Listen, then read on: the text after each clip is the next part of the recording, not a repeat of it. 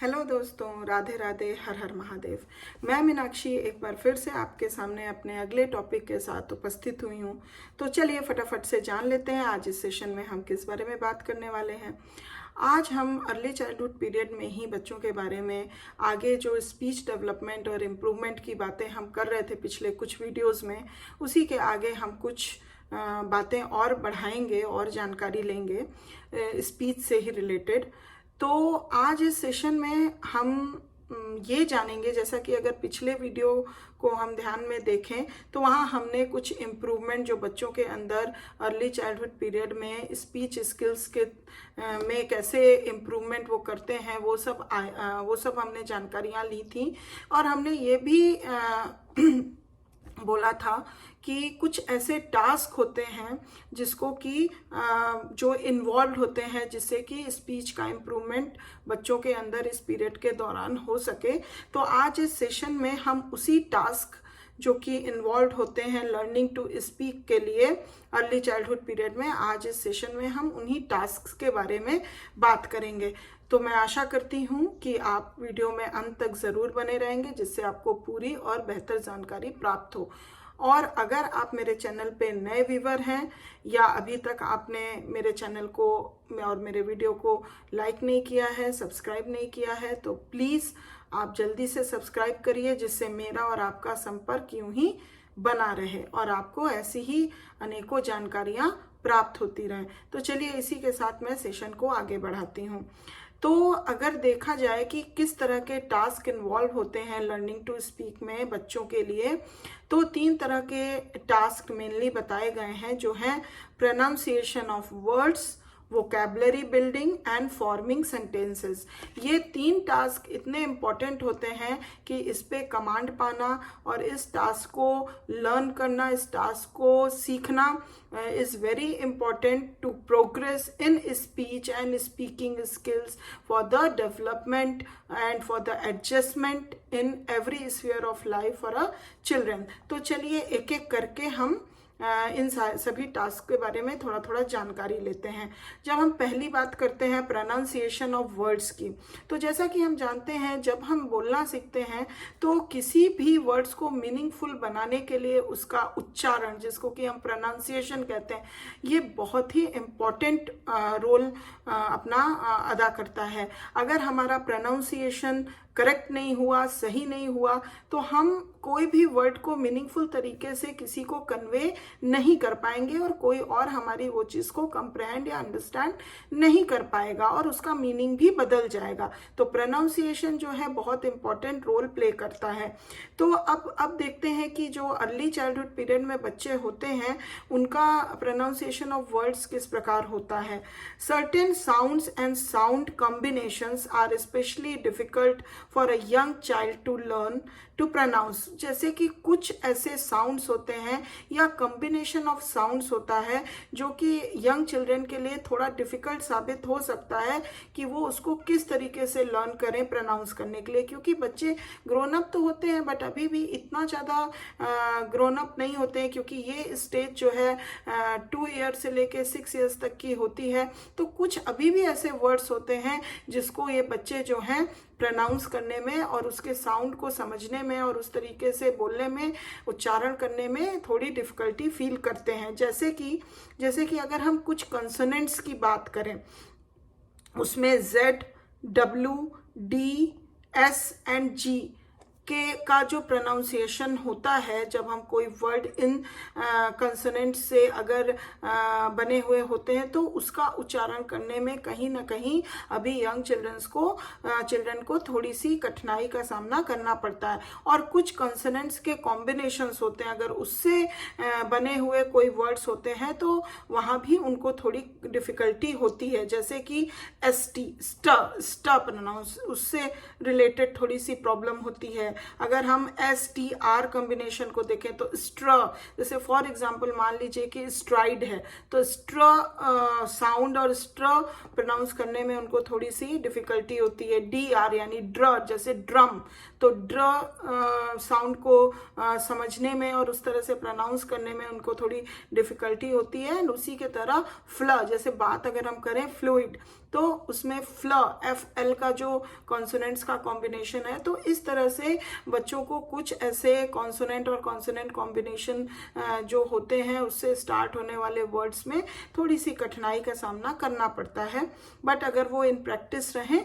तो धीरे धीरे वो इस दौरान, इस पीरियड के दौरान सीख जाते हैं। Listening to radio and television can be an aid in learning correct pronunciation. अगर बच्चा जो है रेडियो सुन रहा है या टेलीविजन देख रहा है और सुन रहा है, तो इस तरीके से ये एक सपोर्ट देती है जिससे कि बच्चा जो है करेक्ट प्रोनाउंसिएशन करना सीख जाता है, लर्न करने लगता है। ये एक सपोर्टिव काम करती है।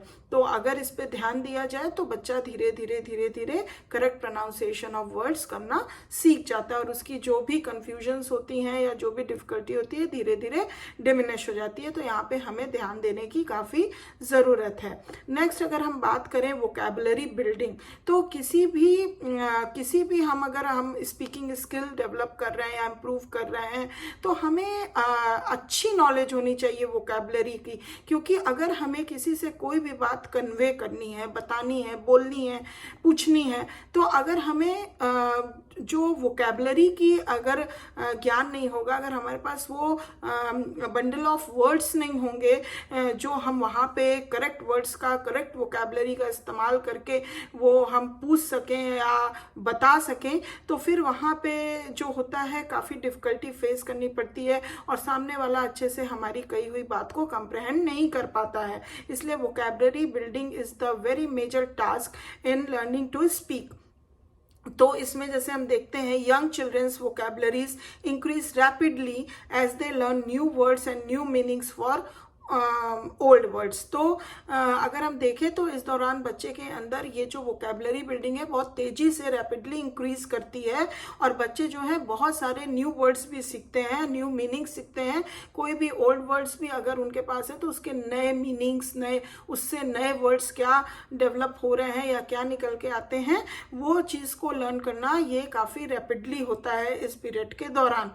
इन vocabulary building young children learn general vocabulary of words. तो यहाँ ये बच्चे अभी उतने भी बड़े नहीं हुए हैं, यंग चिल्ड्रन ही हैं 2 years to 6 years के। तो वहाँ पे क्या होता है कि वोकैबुलरी बिल्डिंग में ये जो बच्चे होते हैं कुछ जनरल वोकैबुलरी वर्ड्स को जान पाते हैं या लर्न करते हैं। जैसे कि फॉर एग्जांपल हम देख सकते हैं good and bad, give and take, इस तरह के जो भी वर्ड्स होते हैं, टॉल एंड शॉर्ट, तो इस तरह के जो भी वोकैबुलरी वर्ड्स होते हैं वो लर्निंग करते हैं इस पीरियड के दौरान। As well as many words with specific uses, और बहुत सारे ऐसे भी वर्ड्स वो लर्न करते हैं जिसका किसी स्पेसिफिक जगह पे इस्तेमाल हो, जैसे कि such as numbers and the name of colours, name of shapes, name of animals. तो इस तरह का स्पेसिफिक जगह इस्तेमाल होने वाले वोकैबुलरीज भी वो लर्न करते हैं।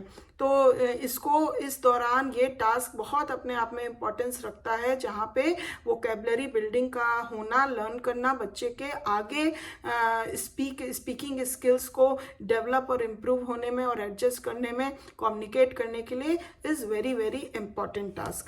तो अब नेक्स्ट लास्ट एंड अगर हम देखें तो वो है फॉर्मिंग सेंटेंसेस। तो अगर हम देखें कि हमें प्रोनाउंसिएशन हम अच्छा सीख रहे हैं, समझ रहे हैं साउंड्स को, और उसके बाद अगर हम बात करें कि हमारे पास काफ़ी कुछ नॉलेज और वोकैबुलरी हो गई है, तो अब उन वर्ड्स को सेंटेंसेस क्या होते हैं? सेंटेंसेस होता है combinations of words into a meaningful sentence. तो हम अगर कई सारे वर्ड्स को कंबाइन करके अगर एक मीनिंगफुल सेंटेंस बना के अगर किसी को हम कम्युनिकेट करते हैं, किसी के साथ स्पीक करते हैं, तो हम अपनी बातों को एक बहुत मीनिंगफुल तरीके से सामने वाले के आगे रख पाते हैं, जिससे कि वो हमें समझ पाता है कि व्हाट एक्चुअली आई वांट। तो हम अपनी बात को रखने के लिए जब हमारे पास वोकैबुलरीज हैं, प्रोनाउंसिएशन अच्छा है, तो उसको हम एक सेंटेंस में फॉर्म करके, मीनिंगफुल सेंटेंस में फॉर्म करके सामने वाले को बोलते हैं, जिससे कि काफ़ी कम्युनिकेट करने में काफ़ी इजी हो जाता है और अंडरस्टैंडेबल कम्युनिकेशन हो जाती है। 3 or 4 word sentences are used as early as 2 years of age and commonly at 3.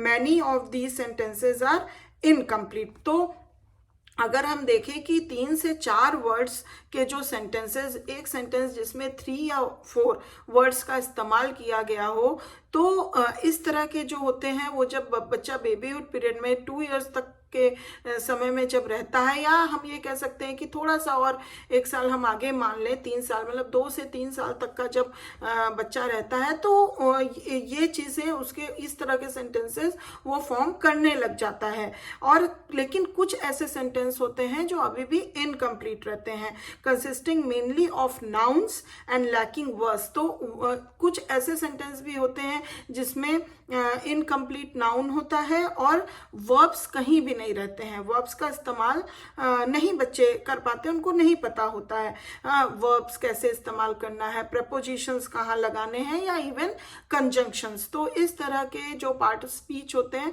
वो उसमें उस सेंटेंस में हमें नहीं दिखाई देते हैं जब बच्चा 2 से 3 साल तक का होता है। उसमें 3 से 4 वर्ड्स, एक नॉर्मल वर्ड्स का इस्तेमाल करके बच्चे अपनी बात को कन्वे करते हैं। आफ्टर एज 3, अगर हम वही 3 साल के बाद की बात देखें, तो child form 6 to 8 word sentences containing all parts of speech. तो हम ये देखते हैं कि जब बच्चा धीरे धीरे और ग्रोन अप करता है और वो अर्ली चाइल्डहुड पीरियड में एंटर करता है, तो धीरे धीरे धीरे जब 3 साल के ऊपर वो होने लगता है, तो धीरे धीरे वो 6 to 8 वर्ड्स के सेंटेंस फॉर्म करने लगता है। और उस सेंटेंस में हमको ये दिखने लग जाता है कि उसमें कई प्रकार के पार्ट्स ऑफ स्पीचेस का यूज हुआ है, यूज करके वो और भी मीनिंगफुल सेंटेंस फॉर्म करने लग जाता है। और क्योंकि अब हम इससे ये हम जान पाए कि ये जो 3 टास्क हमने अभी जाने हैं, it is very essential for learning to speak and to deliver the meaningful sentences to others, जिससे कि हम अपनी बात को सही तरीके से सही बना के सामने वाले के आगे रख सकें, जिससे कि हम अच्छे से कंप्रहेंबल हों और हम अच्छे से अंडरस्टैंडेबल हों। तो और जिससे कि हमारा एडजस्टमेंट हर तरह से अच्छा हो और हमारे कॉन्फिडेंस में किसी प्रकार की कमी ना हो, और हम अच्छे से सोशल कॉन्टैक्ट्स, इवन अपने घर के अंदर contacts and even out of the family social contacts हमारे अच्छे बन पाए, चाहे वो हमारे पीयर ग्रुप हो, चाहे नेबरहुड हो, चाहे कहीं भी हो, एनी काइंड ऑफ। तो हमारा जितना हम अच्छा सोशल कॉन्टैक्ट्स बनाएंगे, हमारा सोशलाइजेशन उतना अच्छा होगा। तो हम अंदर अपने फैमिली के अंदर, with in family and outside family, हम अच्छे से अपने एनवायरनमेंट के साथ एडजस्ट कर पाएंगे with boom of our confidence. तो इसलिए हमारे लर्निंग स्किल्स को अच्छे से डेवलप होना, स्पीकिंग स्किल्स को अच्छे से डेवलप होना is very very essential. To we have to master these 3 task. The children have to master these 3 tasks and it is very important for them to master it. तो मैं आशा करती हूँ कि ये जानकारी आपको काफ़ी अच्छी लगी होगी। अगर पसंद आई है तो प्लीज़ एक लाइक ज़रूर दे दीजिए, और अभी तक सब्सक्राइब नहीं किया है तो प्लीज़ कर दीजिए। हम फिर मिलेंगे अगले वीडियो में एक नई जानकारी के साथ। तब तक, and thank you very much for watching my video, and तब तक के लिए अपना ध्यान रखिए, ख्याल रखिए। Bye bye, take care.